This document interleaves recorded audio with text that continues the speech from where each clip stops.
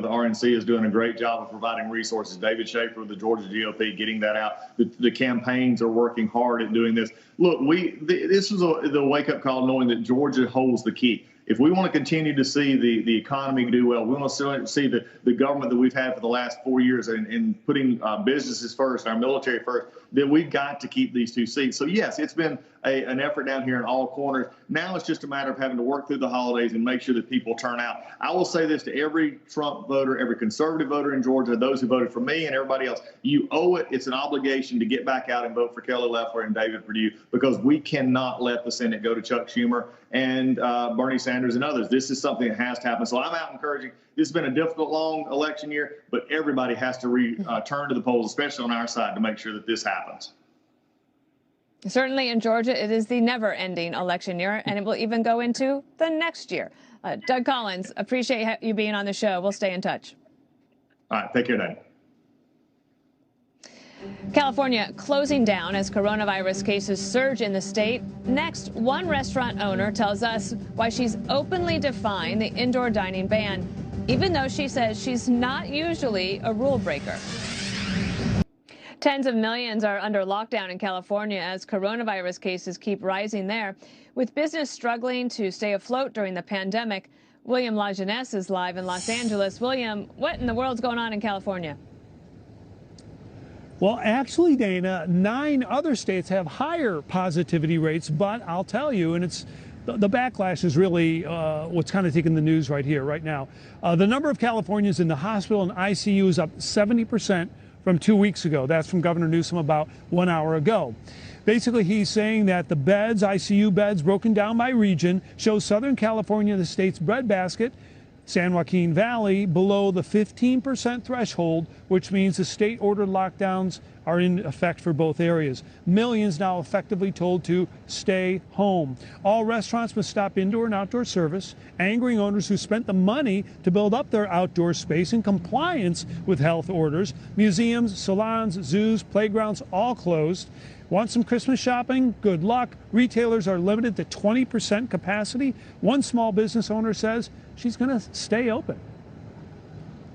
I think it's absurd. We're not closing, decided to remain open. We have ventilation systems all over. We have barriers. The technicians wear shields, disposable gloves. They have their masks on. Of course, opening up runs the risk of fines, jail, and loss of license, but at least 3 county sheriffs say they have other, more important things to do. I'm not sure that we ever want to be in a position where law enforcement operating with that mission in mind, to go out and arrest lawful residents of the county who are just trying to make ends meet, and are doing so by following the rules. So, Dana, here's the bad news, right? Thanksgiving was 11 days ago. For most, it takes about 2 weeks to show symptoms in hospital ICU, so we have not hit the peak yet. Dana? All right, William, thank you so much. So how are businesses handling the lockdown? Well, some, like San Francisco deli owner Brenda Luntney, are defying it. And she joins us now.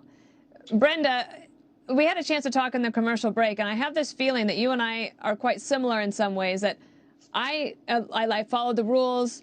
I don't like to get in trouble.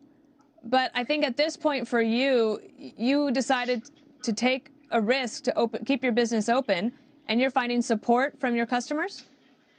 That's correct, yes. We have a lot of loyal customers, but I also have some customers that, that don't necessarily agree with me. And I've gotten some emails and some posts from them. But, I just want people to know that we're trying to keep our heads above water. We're not doing this because we want to be defiant, or we're trying to thumb our nose at the governor.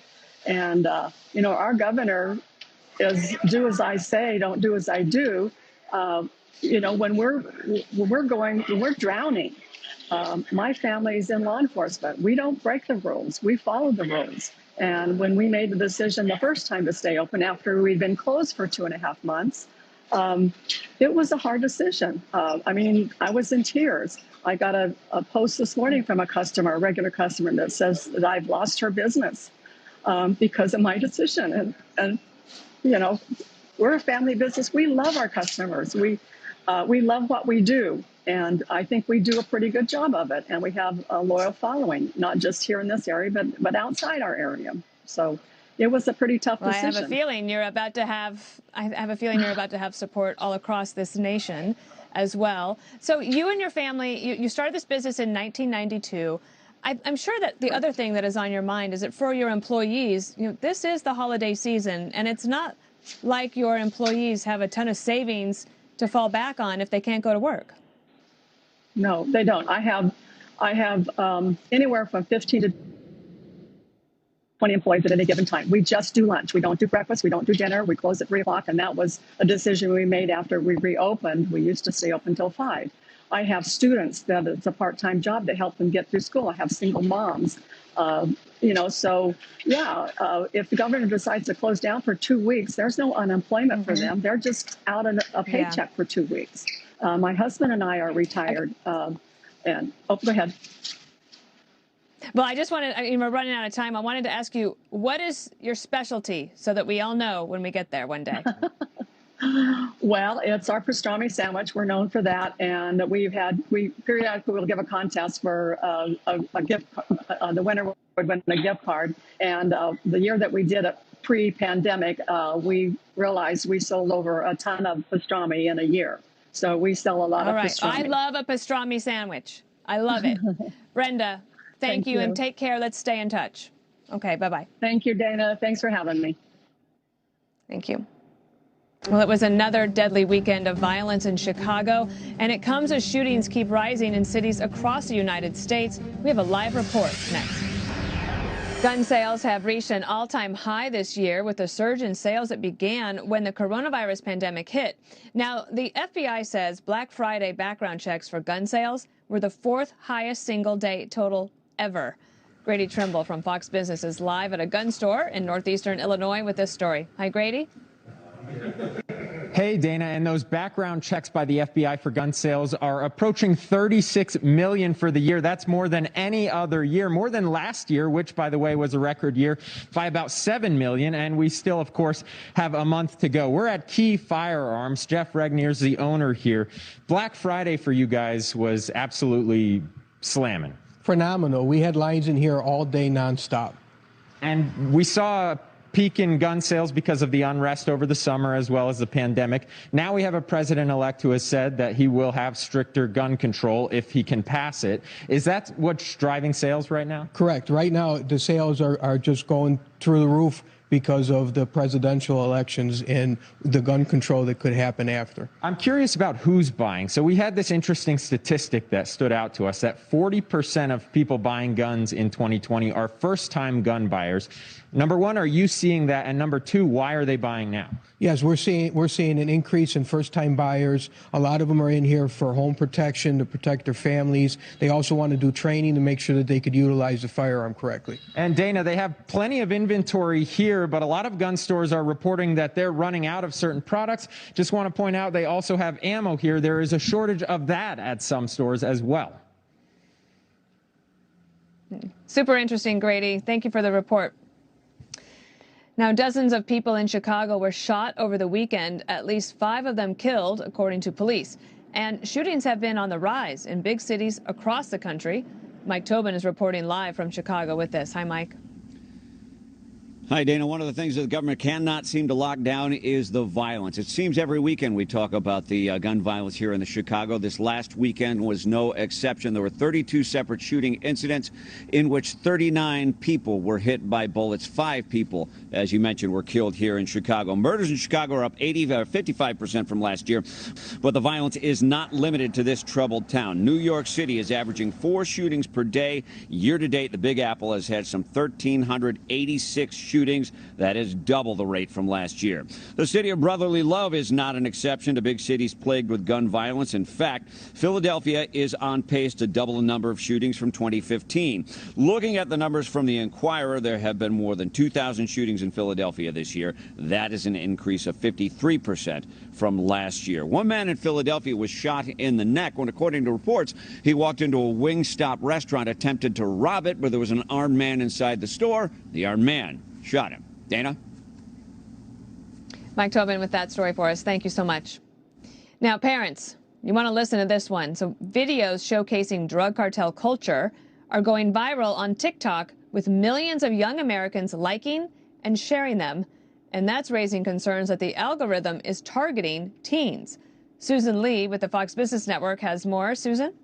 Dana, it's being called cartel TikTok. Action-packed videos of boat chases, exotic animals, piles of cash, and dangerous weapons. Just some of the images being shared and liked by millions of young American TikTok users. So this cartel content started infiltrating the social media site just last month. And it started after a video of a high-speed boat chase with drug runners going viral. So that set off the TikTok algorithms, which recommends and shows users content similar to what they have already viewed. So what started off as just a trickle quickly turned into a flood of narco marketing, propaganda for organized crime, which experts fear might be used to attract young recruits, drawing in young men who are fed false narratives of glory and riches. Now, TikTok says that they have removed content and accounts that promote illegal activity and working with law enforcement to fight organized criminal activity. Mexico is set to shatter annual murder records again this year, topping the nearly 35,000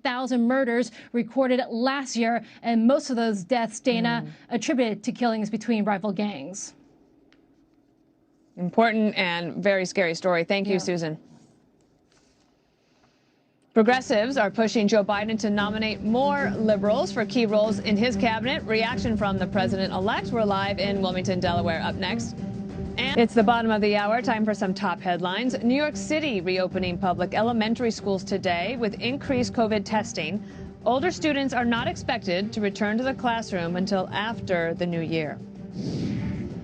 The sanitation worker who found the body of Instagram influencer Alexis Sharkey late last month speaking out. He says discovering her dead by the side of the road plays back in his mind every day.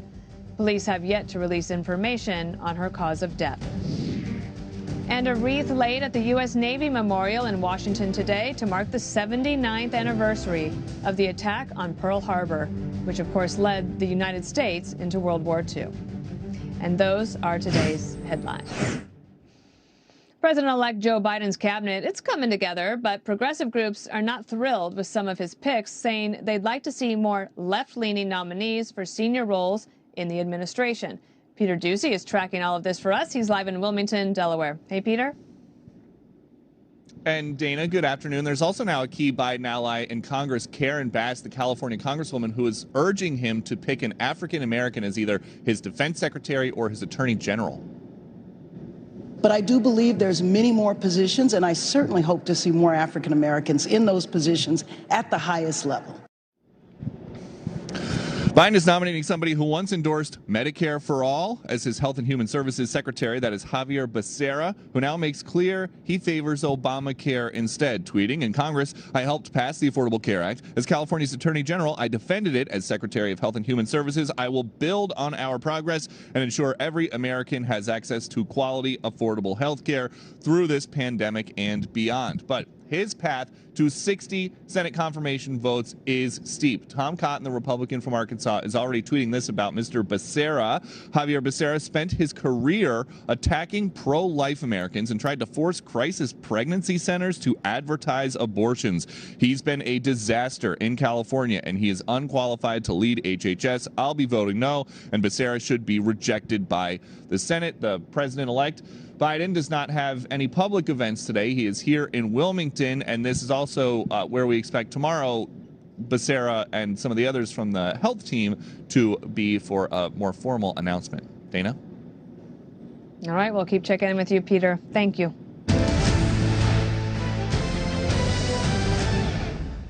Now back to those two runoffs in Georgia that will decide the balance of power in the Senate. So let's bring in our panel. Charlie Hurt, Fox News contributor and Washington Times opinion editor, and Harold Ford Jr., former Democratic congressman from Tennessee. So, guys, I don't know if you had a chance to watch the debate last night. I was here doing some live commentary on it. Here's just a snippet from the two of them. Take a listen. The Democrats want to fundamentally change America, and the agent of change is my opponent, radical liberal Raphael Warnock, someone that has attacked police from the pulpit, someone that has attacked our military. I have worked my whole life to pull people together. I've been working on criminal justice reform. I've worked alongside law enforcement officers to do that work. There was much more to that debate last night. Harold, if I could ask you first, Republicans point to the fact that they have won 28 of these runoffs since 1992. Now, they're not resting on their laurels, but do you think Raphael Warnock performed well enough last night that he could try to beat the Republicans this time? Well, first off, thanks for having me. If you look at the polling data, it suggests that Reverend Warnock, is right in this race. And if you listen to the refrain that was used by Senator Loeffler, I think she called him radical and liberal. It might have been 15 times, at least the amount of time that I watched the debate. She's trying to label him. And he came back at her saying that if she had a record to run on, she'd be running on it. This will be a tight race to the very end. I've got to tell you, I was a little surprised that Senator Perdue didn't show up at the very last minute against young Jon Ossoff there. But this race will come down to the end. And I think the real question is, what impact did President Trump's visit have over the weekend? Did he advocate on his candidate's behalf enough? Or did he complain about how he was treated even more so? I guess we'll have to wait and see. One of the things that the Republicans said about that, Charlie, is that the president absolutely did what they wanted him to do. He said, get out there and vote, and to make sure you vote early if you need to, and to vote by mail, that all was fine, that it was important to him.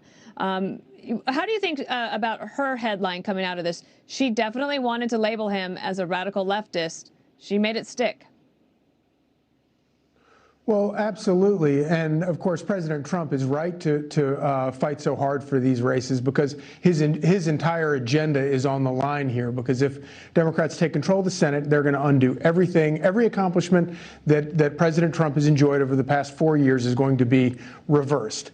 And the big difference here between the general election and this runoff is that this is no longer about Jon Ossoff and Reverend Warnock. This is about the United States Senate. And it is important, and this is why we need to sort of get to the answers to a lot of these questions about court packing. Is Reverend Warnock, are Jon Ossoff going to support these efforts to take people's guns away? Are they going to support efforts to raise people's taxes? It's not about them as individuals anymore. It's about the direction of the entire country, because the entire Senate majority comes down to these two seats. And I was rather frustrated by the debate last night, because there was so much about the personalities, and I get that. That's how you get into, that's how elections are normally run. But this is not a normal election. This truly is a referendum on the future of the country and the future of the United States Senate. One last quick question to you, Harold. Do you think it helps the Democrats that this election has become so nationalized, or does that hurt you when you're trying to run locally there in Georgia? Well, I think Charlie's my friend, and we agree on some things, but not a lot. But I agree with what he just said there at the end. These two races here, to answer your question, Dana, will help determine the direction the U.S. Senate, the direction that President Biden is able to take the country. And I think the more these candidates are able to talk about COVID vaccine distribution and economic renaissances across Georgia and the country and every middle class community in Main Street, the better will be for them. I try to shift my message more there if I were running those campaigns. Well, one thing's for sure, the entire nation is watching these races. Thank you both, Charlie and Harold. Take care. You bet. Well, you might remember the co-owner of a Staten Island bar. Well, he was arrested again for defying COVID restrictions. Now his business partner is speaking out. Trey Gowdy reacts next. That declared itself an autonomous zone, speaking out after one of them was arrested a second time for defying COVID restrictions. Laura Ingle is live outside that bar in Staten Island with more. Hi, Laura. Hi, Dana. While the bar is going to shut down for a few days so that everybody here can kind of take a step back, the lawyer for the bar's co-owner, Danny Presti, says the accusations of him running down a sheriff's deputy over the weekend after he was confronted is simply not the case, while the New York Sheriff's Department has a different take on what went down here this weekend. Now, after the bar was ordered closed last week, New York Sheriff's deputies reportedly found several customers inside the bar, and when they came to confront Presti, they say he ran to his Jeep, drove into one of their deputies, leading that deputy to be thrown onto the hood of the car, fracturing his legs. Presti's lawyer says simply not true. and it was presented to us that he only hurt his ankle. I can assure people he did not break his legs, and I can tell you why. Because Mr. Presti was released with no bail. If he ran over a sheriff's deputy, they would have asked for $500,000 in bail. Now, this is the second arrest for Presti in under a week. Sunday morning's incident resulting in 10 charges. The bar has been the site of large protests, with crowds demanding this bar and other small businesses be allowed to operate. The mayor calling Presti's actions disturbing. When the state of New York says your bar needs to be closed, your bar needs to be closed to protect people's health and safety. No excuses. And when you violate the law, there will be consequences. There was a march that was scheduled for tonight. That's been called off. Presti's attorneys say they're focused now on just getting the bar reopened. Dana? Thank you, Laura.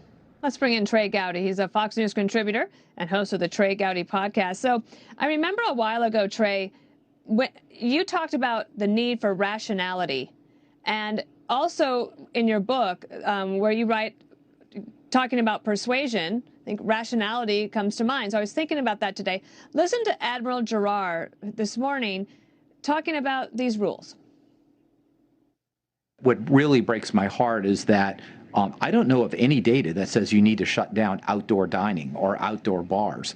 We really wanted to limit the indoor crowded places. So I think we need to do what's necessary to turn the pandemic, but not more. That's not evidence-based. Trey, is that rational?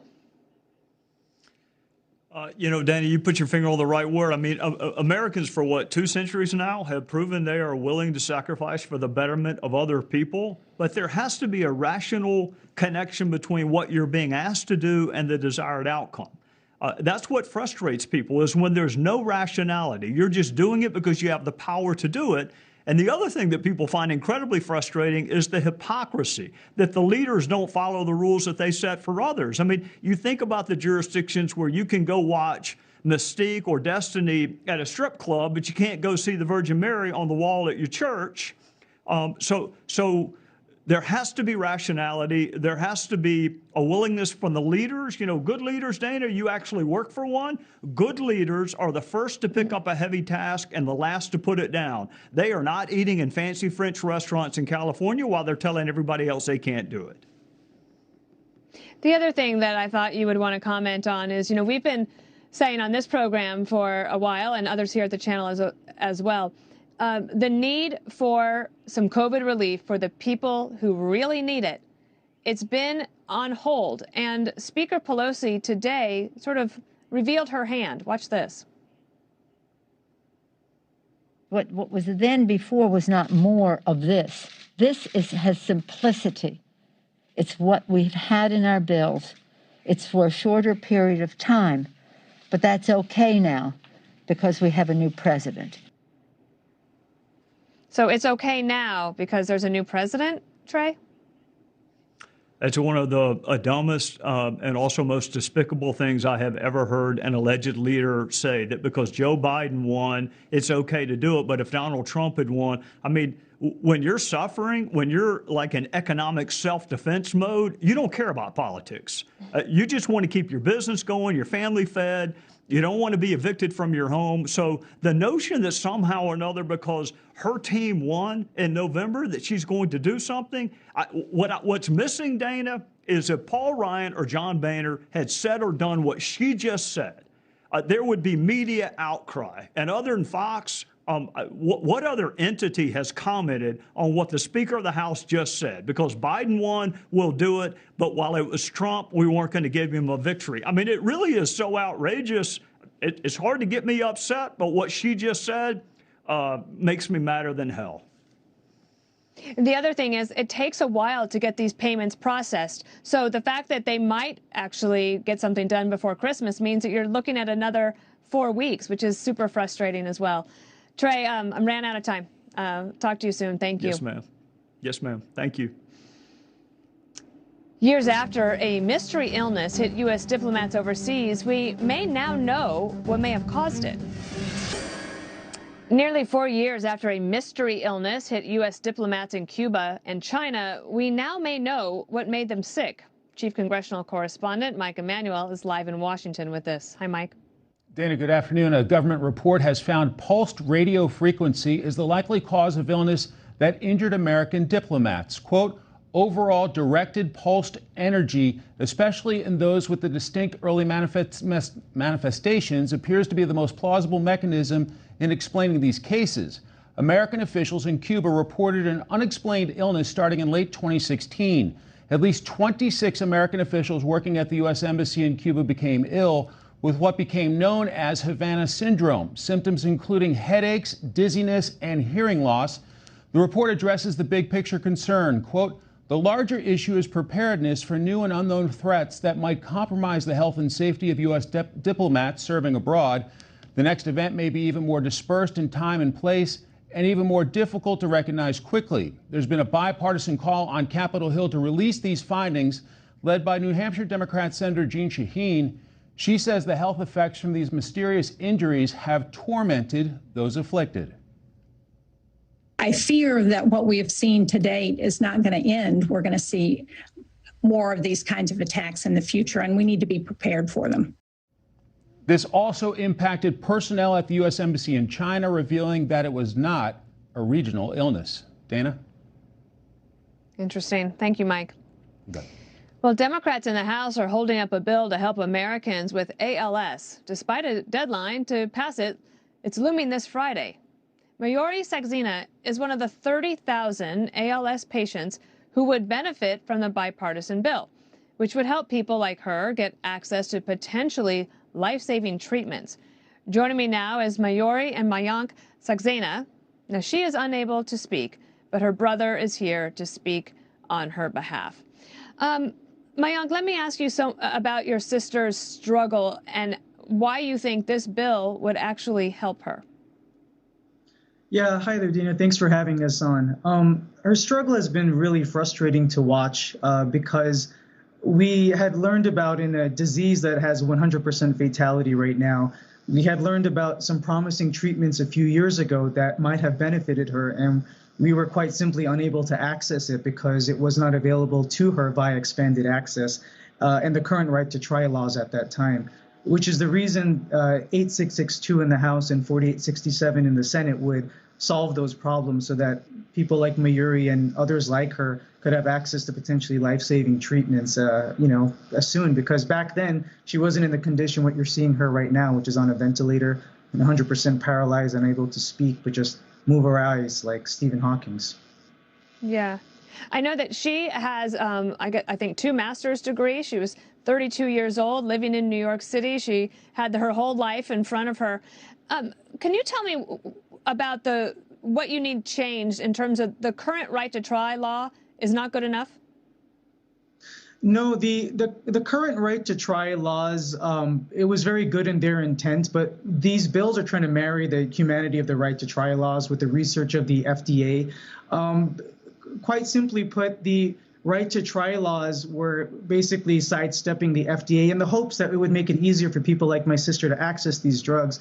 But what ended up happening is that the big pharmaceutical companies or any pharmaceutical companies didn't have any type of financial interest in, developing drugs for a population that has rare in neurodegenerative diseases like ALS. There's not a lot of fiscal sense for them to invest in that. So it was hard to even access those types of drugs or treatments that were even in trials back then. So what this is this is not just a treatment bill, it's actually a research bill. So it's providing more data to the FDA and also to researchers, to a population that normally wouldn't be served by the existing biopharmas.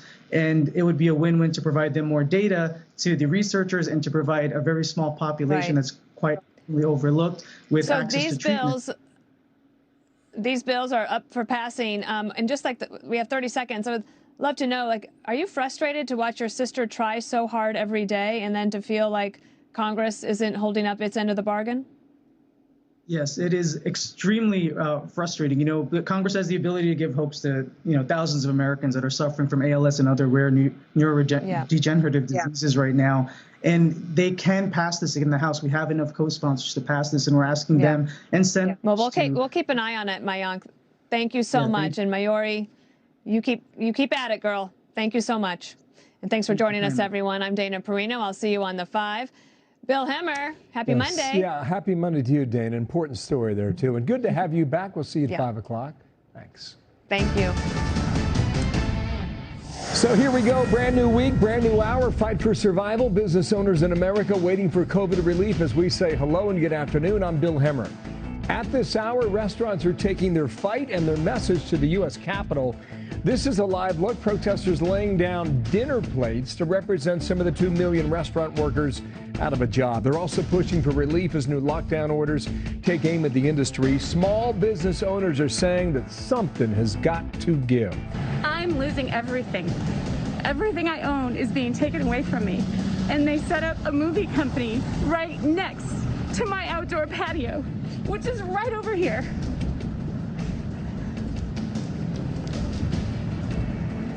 And people wonder why I'm protesting and why I have had enough. So that is Angela Marsden, a restaurant owner whose plea went viral over the weekend. I'll talk to her in a few moments about what's happening in L.A. and how to help restaurants right now. In the meantime, however, William Lajeunesse leads our hour. He is in Los Angeles as millions of Californians start the week under brand new restrictions. William, what's happening? Well, Bill, those restrictions took place at midnight last night, and they will last through Christmas. I will say that traffic is actually kind of minimal today, but the backlash is not. We are seeing it from restaurants and store owners basically saying, hey, you are going too far. And in fact, a USC survey last week found that 45% of the people are ignoring the orders, despite what the mayor said last week, to hunker down. Basically, they're saying, right, there are 2 regions right now on lockdown, Southern California and the San Joaquin Valley, where just 6% of hospital ICU beds are available. Fresno County, only 4 beds left for a population of 1 million. Average daily hospital admissions and ICU bed use in California jumped 70% in 1 week. 1 in 10 people right now being tested come back positive. An ER doc at LA's busiest receiving hospital told me this morning that he is worried about non-COVID patients getting bumped or ignoring care. That's the main challenge that I face, is just seeing huge patient populations that delay care until it's very late in the game, and it's hard to treat illnesses when you approach it once they're gravely ill. The backlash, again, pretty intense from restaurants and store owners who understand the intent but do not trust the message or messenger. Officials who press for ever more restrictive rules to bend the curve by threatening fines and loss of license, just as people try to make a living under rules that are not backed up by the data.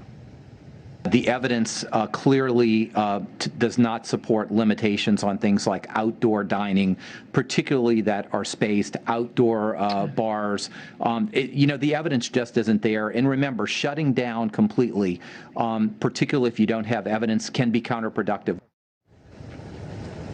So, Bill, the bad news is Thanksgiving was 11 days ago. For most individuals, symptoms don't even show up for 14 days, then, if necessary, hospital ICU. So we have not likely seen the peak yet. William watching that for us. Thank you. Live in L.A., William Lajeunesse, thank you. From Saturday Now. Check it out.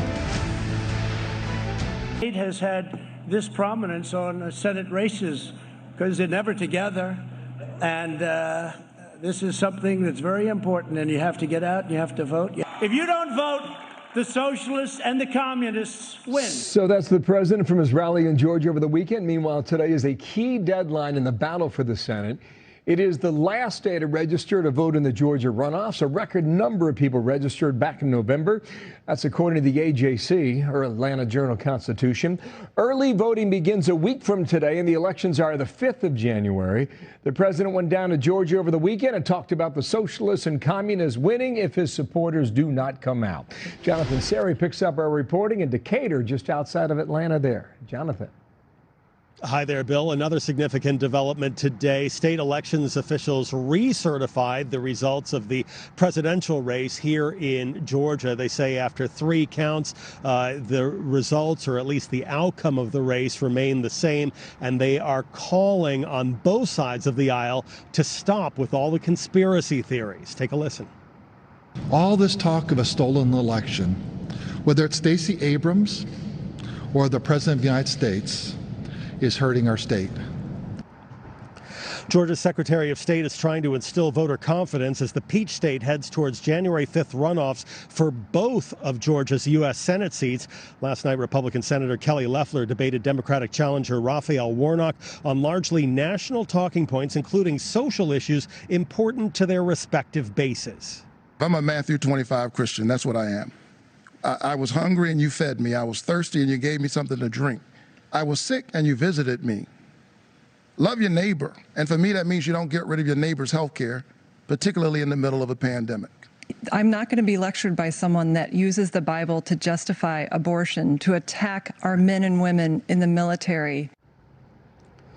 In a separate debate, Georgia's other Republican Senator David Perdue chose not to participate, so he was represented by an empty podium as his Democratic challenger Jon Ossoff fielded questions alone. And Bill, as you mentioned, today is the registration deadline. People have until close of business to register in person at facilities like the one you see behind me, or until midnight tonight to register online. Thank you, Jonathan. Nice to see you there. I want to bring in Brad Blakeman, former Deputy Assistant President George Bush, and Mo Elleithee, former comms director of the DNC. Gentlemen, how you doing? Usually it's Mo and Mark on a Monday. Today it's Brad Mo on a Monday.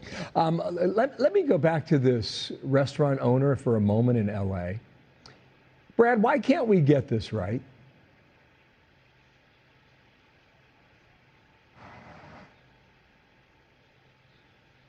Got it. Hang with me one moment, Brad. Just trying to get your microphone there. We'll try and get that figured out here.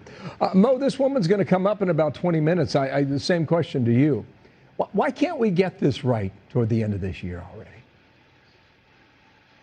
Yeah, and I hope we can. My heart goes out to her and all these restaurant owners and venue owners and all these small business owners around the country who are suffering right now.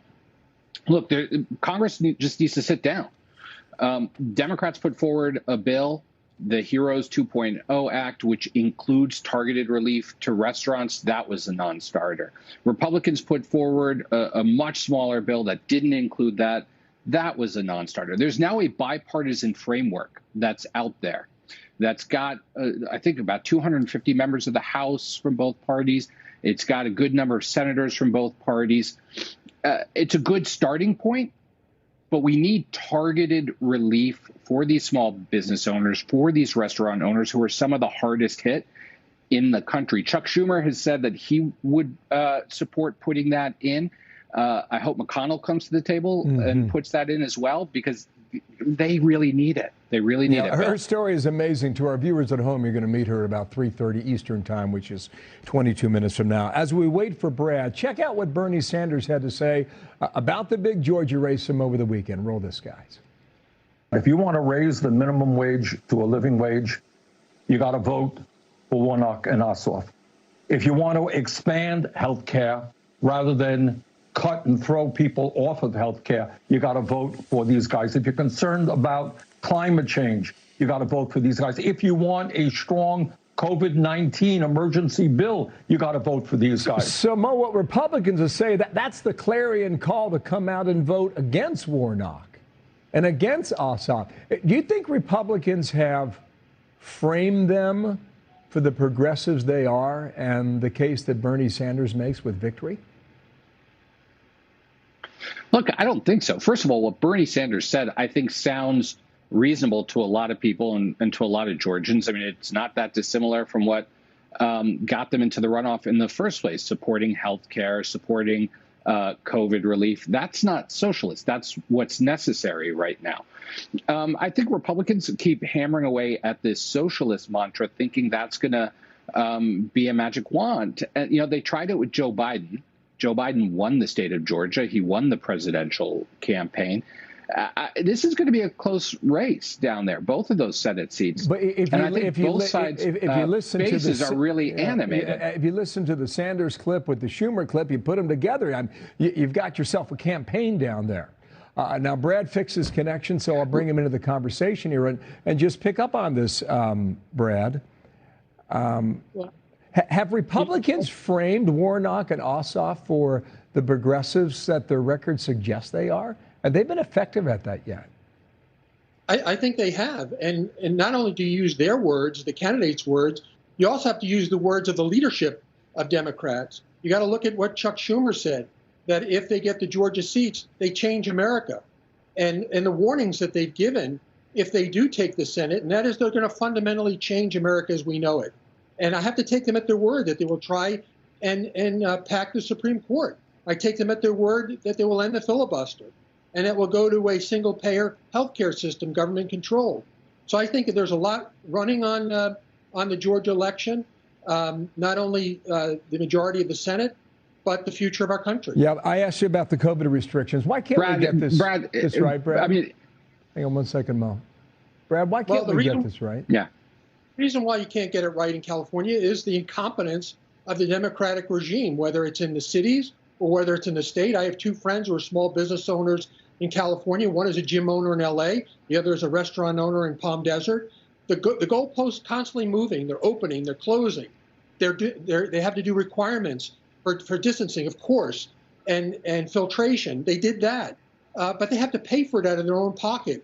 They've never asked the government, that is, the local restaurateurs and business owners, what their opinions are. They're just, given edicts. And I happen to believe the Supreme Court is not going to look too favorably if cases get there like they did on opening of churches. This is a public taking of liberty and property without due process. Gentlemen, thanks to both of you. Brad, I'm glad we got the connection worked out there. Mo, thanks for coming back on a Monday. More very soon, gentlemen. Thank you. Mo Elleithee and Brad Blake, thanks. FDA meets this week on a possible emergency approval of a COVID vaccine. We expect that. So then, how soon could Americans start getting the shot? The doctor is here to weigh in on the headlines from today, plus this from yesterday. Just because it may have been Israel behind assassination does not make it right. I do think it is not consistent with those norms of international behavior that sovereign states should abide by. So Iran's blaming Israel for a high-profile killing, and President-elect Joe Biden saying that he plans to rejoin the nuclear deal. General Jack Keane will break that down and what it might mean in a moment. And the Director of National Intelligence says we cannot wait for John Durham's investigation on the Russia probe to finish before we hear something. Andy McCarthy on what we could learn from what's called an interim report. It's coming up next.